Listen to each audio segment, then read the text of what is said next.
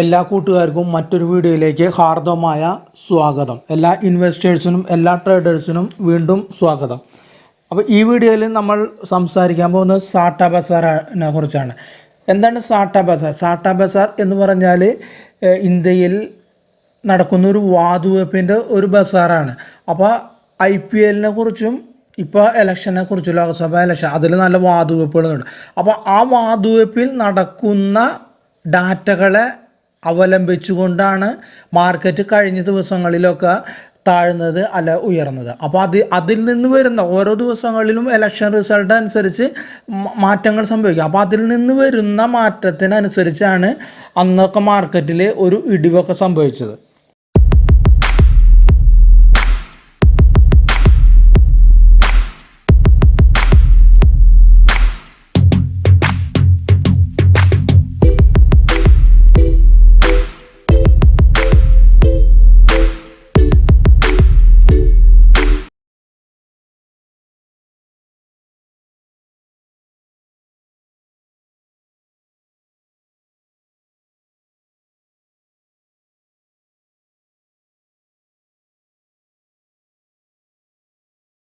കാലവർഷ ക്രിക്കറ്റ് തുടങ്ങിയ എന്തിനെ പറ്റിയും പന്തയം വയ്ക്കാൻ വേദിയൊരുക്കുന്ന സാട്ട ബസാറുകൾ നമ്മുടെ രാജ്യത്ത് സജീവമാണ്. അത് ഇലക്ഷൻ റിസൾട്ട് 4-ന് പുറത്തു വരുന്ന തെരഞ്ഞെടുപ്പ് ഫലമാണ് ഈ സാട്ട ബസാറിൻ്റെ പന്തയത്തിന് അടിസ്ഥാനമായി പറയപ്പെടുന്നത്. ഇന്ത്യയിൽ ഈ ചൂതാട്ടം അല്ലെങ്കിൽ ഈ പന്തയം നിരോധിച്ചിട്ടുണ്ട്.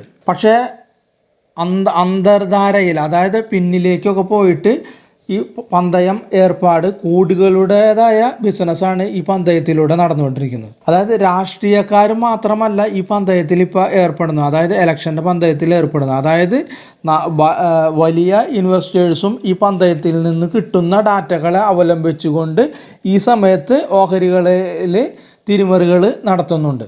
അതിൽ മെയിനായിട്ട് ഇൻട്രാഡേ പ്ലെയേഴ്സാണ്, അതായത് ഊഹക്കച്ചവടക്കാരാണ് മെയിനായിട്ട് ഈ പന്തയത്തിൽ ഏർപ്പെടുന്നത്.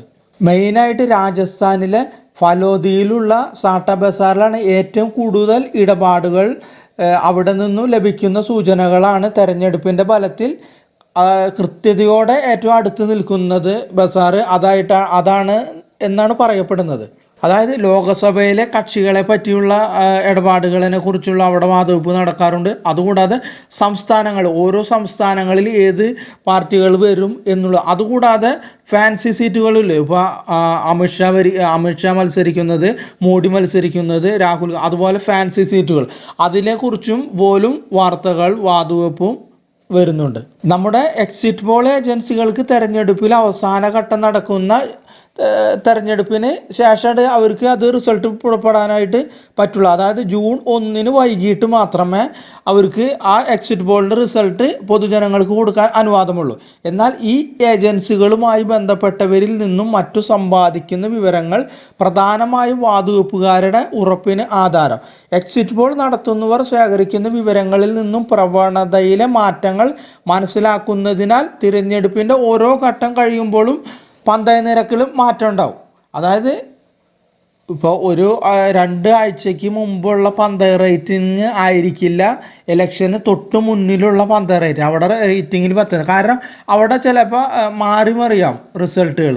അപ്പോൾ അതിനനുസരിച്ച് പന്തയത്തിൻ്റെ റേറ്റുകളിൽ മാറ്റമുണ്ടാവും. അതായത് നമുക്കറിയാം ഏപ്രിൽ 19-ന് വോട്ടിംഗ് ആരംഭിച്ച ദിനത്തിന് ശേഷം വിദേശ ധനകാര്യ സ്ഥാപനങ്ങൾ ഇന്ത്യൻ വിപണിയിൽ നിന്ന് ഏകദേശം 38,000 കോടിയിൽ അധികം രൂപയ്ക്കുള്ള ഓഹരികളാണ് അവർ വിറ്റുമാറിയിട്ടുള്ളത്. അതായത് അങ്ങനെ നോക്കുമ്പോൾ ഓരോ വ്യാപാരത്തിനും ഏകദേശം 1,800 കോടിയോളം രൂപയുടെ വിൽപ്പന. ഇത്രയും ഭീമമായ വിൽപ്പനയ്ക്ക് വിദേശ ധനകാര്യ സ്ഥാപനങ്ങളെ പ്രേരിപ്പിച്ച ഒരു ഘടകം ഈ സാട്ട ബിസിനസ്സിലെ വാതുവെപ്പാണെന്ന് പറയപ്പെടുന്നത്. അതായത് രേഖപ്പെടുത്തുന്ന വിവരങ്ങളനുസരിച്ച് ഏകദേശം IPLലാണ് കൂടുതൽ വാതുവെപ്പ് നടക്കുന്നത്.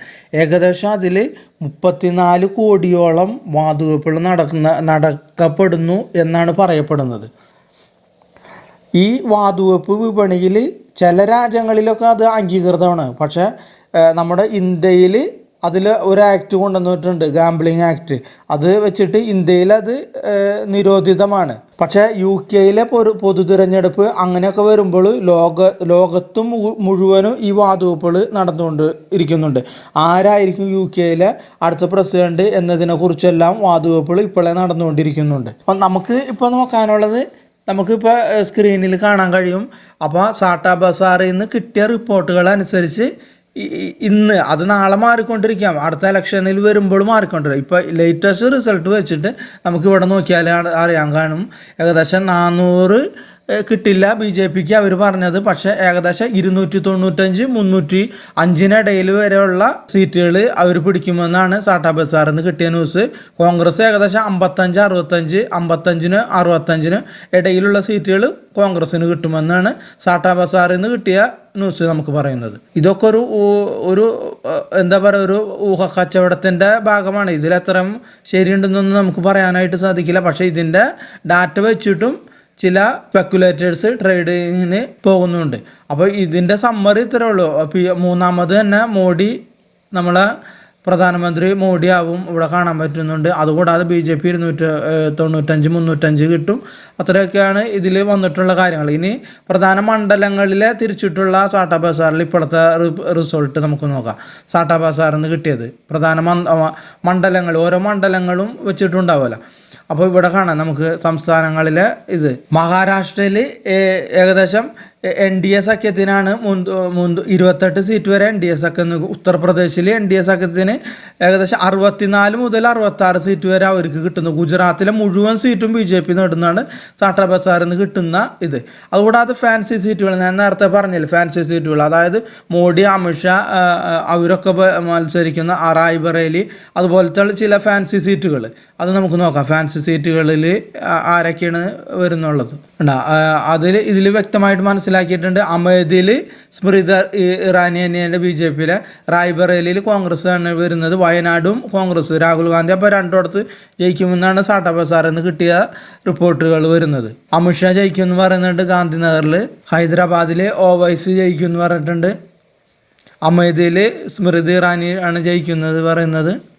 അപ്പോൾ വാതുവെപ്പിൽ സജീവമായി നിൽക്കുന്ന ചില മണ്ഡലങ്ങളാണ് നമ്മൾ ഇപ്പോൾ നോക്കാൻ പോകുന്നത്. അമേഠിയിൽ BJP ജയിക്കും, സ്മൃതി ഇറാനി. റായ്ബറേലിയിൽ നമ്മൾ പറഞ്ഞു കോൺഗ്രസ്, വയനാടും കോൺഗ്രസ് തന്നെ, നാഗ്പൂർ ഇതൊക്കെ വരുന്നു. പക്ഷെ ഗാന്ധിനഗർ BJP, അമിത്ഷാ ഏകദേശം 5 ലക്ഷം വോട്ടുകൾക്കാണ് ജയിക്കുമെന്നാണ് സാട്ടാ ബസാറിൽ നിന്ന് കിട്ടുന്ന റിപ്പോർട്ട് വരുന്നത്. ലഖ്നൌവിലും രാജ്നാഥ് സിംഗാണ് പറയപ്പെടുന്നത്. അപ്പോൾ ഇതൊക്കെയാണ് സാട്ടാ ബസാറിൽ നിന്ന് കിട്ടുന്ന റിസൾട്ടുകൾ. അപ്പോൾ ഇത് നിങ്ങളെ അറിയിച്ചു എന്ന് മാത്രം. ഇതിൽ എത്രയും സക്സസ് ആവും എന്നുള്ളത് നമുക്ക് പറയാൻ പറ്റില്ല. അത് ഒരു എക്സിറ്റ് പോൾ നടക്കുന്നുണ്ടല്ലോ, അതിൻ്റെ ഒരു ചുവട് പിടിച്ചിട്ടുള്ള ഒരു ഗാംബ്ലിംഗ് ആണ് ഇത് വരുന്നത്, ഈ സാട്ടാ ബസാറിൽ നിന്നുള്ള റിസൾട്ട് വരുന്നത്. അപ്പോൾ ഇത്രയുമാണ് ഈ സാട്ടാ ബസാറിനെ കുറിച്ചും അതിൻ്റെ റിസൾട്ടും അതിൻ്റെ വാതുവെപ്പിനെ കുറിച്ചും പറയാനുള്ള കാര്യങ്ങൾ. അപ്പോൾ വീഡിയോ കണ്ട എല്ലാവർക്കും നന്ദി, നമസ്കാരം.